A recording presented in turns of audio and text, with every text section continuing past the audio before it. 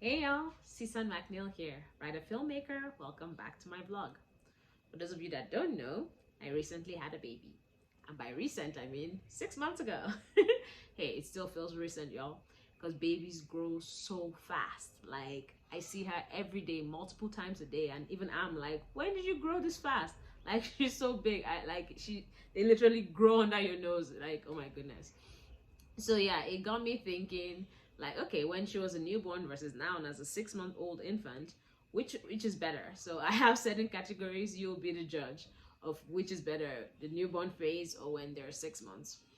So yeah, these are not in any particular order. I'll just try and link them, but yeah, it's just certain examples to compare then versus now. Number one, colic. So for those of you that don't know, when you have a baby, you'll find out. Colic is this awful thing that plagues newborns. So in the womb, they're not eating, all their nutrients are being absorbed from the mom.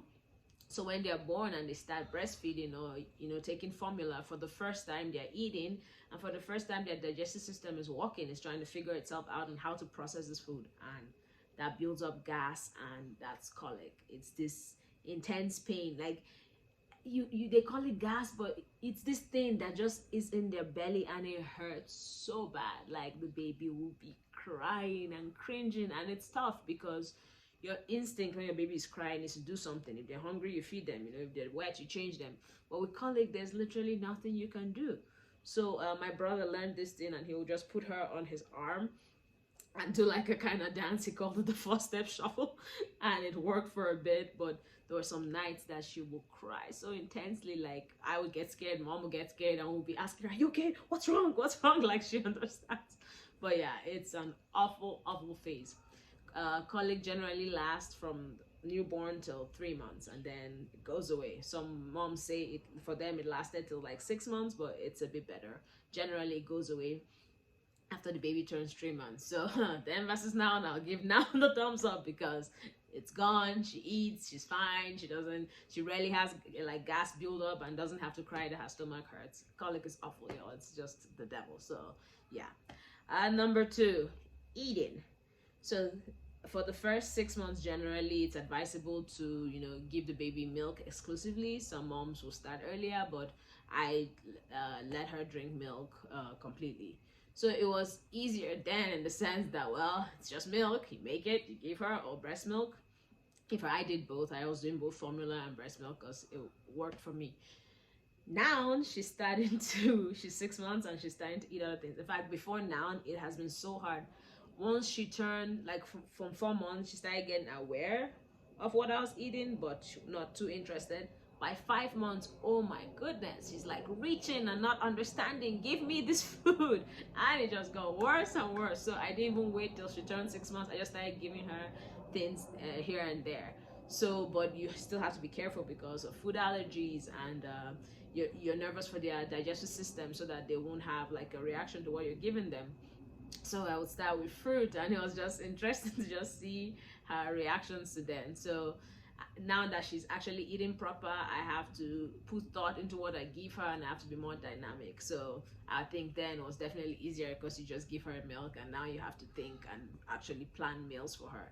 And the older she gets, it's gonna be worse because at least now she's still primarily drinking milk. I'm just adding like Cerelac and other things to the milk, and everything anything else she's eating is side. It's milk is still the main course.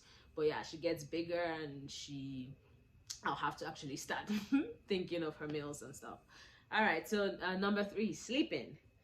Then, so tying in with the eating and sleeping, newborns actually eat every 2 to 3 hours, depending on your baby, like clockwork. They need to eat, like they would wake up and eat. So, and you have to get up and feed them. So now, funny enough, she's still eating every 2 to 3 hours, but it's a bit easier somehow because her awareness and patience. I'll talk about that. But yeah, so with sleeping, newborns, because of this, like they strictly need to eat every 2 to 3 hours. They do not sleep through the night, like at all.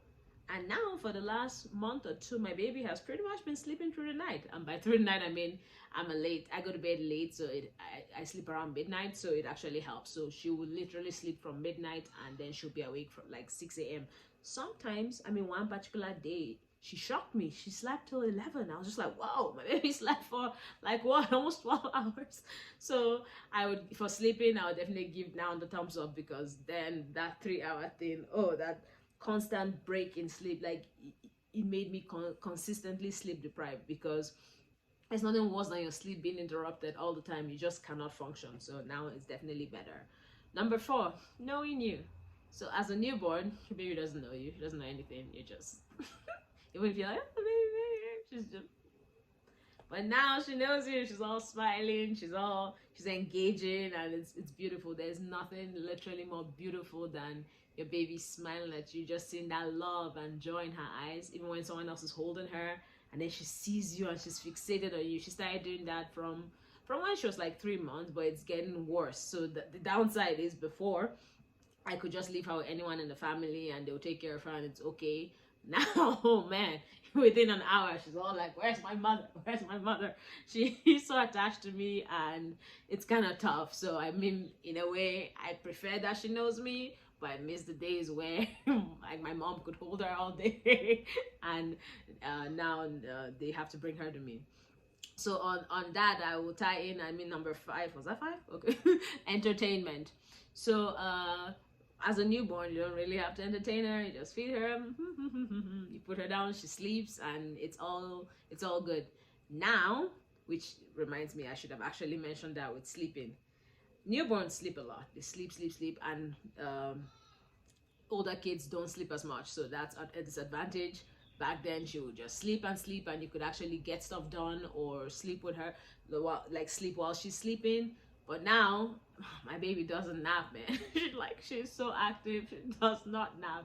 Give her like an hour tops, and she's off sometimes 10 minutes. Like my brother just told me today, because I left her with him while I'm shooting this vlog. He's like, she slept for like 10 seconds.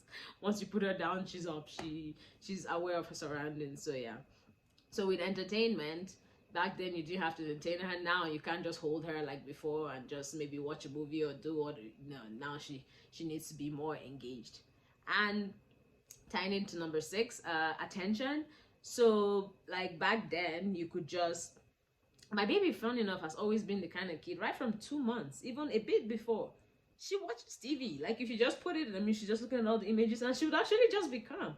So she's still like that, but the difference is now she can move. So before I would, okay, if I need to do something quickly, prop her on a few pillows, set up my iPad, put Cocomelon, and she'll be entertained. Now I'll be like, why am I not hearing Cocomelon? Nope, my baby has moved and grabbed the iPad, is eating it. So she doesn't seem to be, I don't know, now that she can move around and touch things. Yeah, you can't just leave her like before. You have to be more engaging.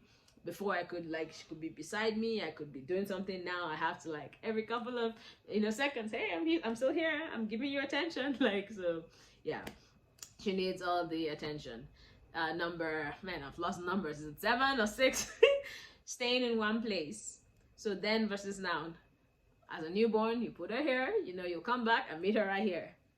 As a 6-month-old, I cannot leave her on the bed anymore. If I need to, maybe wash the dishes quickly, I've put her in her crib because she can't get out. She can't fully crawl yet, but she does this flailing worm thing where she moves like backwards, and she rolls now. Oh my goodness, she's constantly rolling. So I can't leave her on the bed. If I must, I have to put pillows, because then at least she can't roll over them, as opposed to before that I could leave her and I know I'll find out where I left her. And now it's a bit more dangerous, because with blankets and things, since she can reach for stuff, if you leave the blanket near her, next thing it's over her, and I'm like, okay, no. So you have to be more aware. Like, even if I'm doing the dishes, I have to run back every couple of seconds. Okay, she's okay? Yeah. So leaving her in her crib is actually best. I just leave her there and let her entertain herself. Yeah, with entertainment, sorry, back to that, toys are everything. Now everything goes in the mouth, so you have to be careful with sterilizing things. You have to be careful with just what you give her. But yeah, so that's on that. Then patience, I was going to talk about that. Newborns, I feel, have no patience. Like, I want this now. So when they start crying, it's just crying until whatever the problem is solved. So it's a lot of figuring out, like, why is she crying? Okay, she's hungry. Nope, she's hungry. Oh, is she wet? Okay, no. Like generally most times she cried like that, it was colic. But yeah, but now you can kind of figure it out. I mean, she still can't talk, she's still a baby. I mean, she's just 6 months, but you can kind of figure it out because she has telltale signs. Like her face, she started this new thing where if she doesn't like something, she goes, she likes something, she scrunches her face, and you're like, okay, she doesn't like this thing. So she's showing you telltale signs, and she's a bit more patient. Like I can go, okay, I'm coming, I'm coming. When she starts to whine, at least she'll start whining and giving you signs of discomfort before she goes to full blown cry. And at least most times when you're like, I'm coming, she'll wait. I mean, sometimes it doesn't work, she'll start crying if you don't give her what she wants. But generally she's more patient now than before. So yeah. Changing her diaper, like right now she understands what you're doing. She stays, granted she doesn't stay in one place, she keeps trying to roll, and it's hard to like, stay in one place while I put your diaper on. But at least she doesn't cry because she knows what you're doing. Back then she would just start crying. Like I'm like, aren't you happy I'm changing your diaper? Do you want to stay in a wet diaper? But like I know it's because of probably feeling cold. The wet wipes can be cold, and she didn't understand what you're doing, so she would just cry, especially in the middle of the night, and you're like, shh, I was sleeping, stop crying. But of course she would just cry. So I think it's definitely better now. And then the last one is going out slash trying new things. So the first couple of months I couldn't go anywhere because you're not going to take a newborn out with you. It's not safe. They have no defense mechanism, they have no antibodies built up yet, so they can get sick. I don't want to risk that, so best to stay indoors. But man, after a couple of weeks I started getting seriously claustrophobic. I'm like, I'm not generally an outdoor person, I'm more of an indoor person, but there's only so much indoors you can take. You need the wild outdoors. So it was tough. Now I can take her with me. I still don't take her out that often because I mean, why should I? Not, it's also not easy because unlike before, well, you put her in the whatever that thing is called, and she wasn't that heavy. Now, whoo, my back, she's so heavy. So if I go out, my brother, he's the one that carries her, and then she has a push chair, and yeah.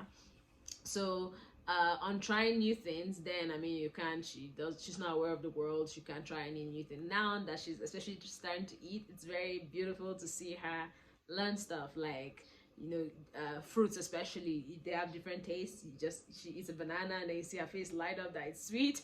And then the funniest thing, I smushed a blueberry and gave her the other day, and she was just like, it was the funniest thing. So because blueberries can be sour.